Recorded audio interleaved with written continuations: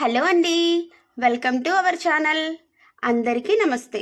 ఈరోజు నేను ఒక మంచి చక్కని కథతో మీ ముందుకు వచ్చేసాను.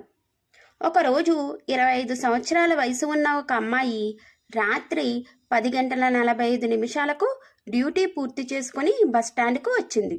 బస్టాండ్లో బస్ కోసం ఎదురు చూస్తూ ఉంది. కానీ కొంతసేపటి తర్వాత తెలిసింది తను వెళ్ళవలసిన చివరి బస్ ముందే వెళ్ళిపోయింది అని. ఆమె భయంతో బస్టాండ్ ముందు నిలబడి ఏమి చేయాలా అని ఆలోచిస్తుంది. ఆమె ముందు నుంచి చాలా వాహనాలు వెళ్తున్నాయి. ఎవరినీ లిఫ్ట్ అడగలేదు. కొంచెం సేపటి తర్వాత 30 సంవత్సరాల వయసు కలిగిన ఒక అబ్బాయిని బైక్పై వెళుతుంటే లిఫ్ట్ అడగాలని నిశ్చయించుకుంది. అతను దగ్గరికి రాగానే లిఫ్ట్ అడుగుతుంది. ఓకే అని అతను ఆమెను బైక్ ఎక్కించుకుంటాడు. మార్గమధ్యంలో అతను మీరు ఎక్కడికి వెళ్ళాలి అని అడుగుతాడు. దానికి ఆమె అడ్రస్ చెప్పి తనను అక్కడ దింపమని అడిగింది. దానికి అతను అంగీకరించి ఇంటి వద్ద డ్రాప్ చేస్తాడు. దానికి ఆమె కృతజ్ఞతలు చెబుతుంది. అప్పుడు అతను ఆమెను అడుగుతాడు, మీ ముందు అన్ని వాహనాలు వెళ్తున్నా ఎవరినీ లిఫ్ట్ అడగలేదు, నన్ను మాత్రమే అడిగారు ఎందుకు అని.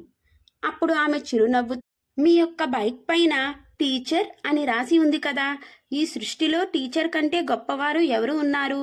క్రమశిక్షణలో, ధర్మాన్ని ఆచరించడంలో టీచర్ తర్వాతే ఎవరైనా అని ఆమె చెబుతుంది. అప్పుడు అతను గర్వంతో ఆమెకు ధన్యవాదాలు చెప్పి వెళ్ళిపోతాడు. ఆమె ఇంటి లోపలికి వెళుతూ నేమ్ బోర్డ్ చూసింది. ఆమె నాన్నగారి పేరు రావు గారు. టీచర్ అని రాసి ఉంది. Teacher is a brand, king.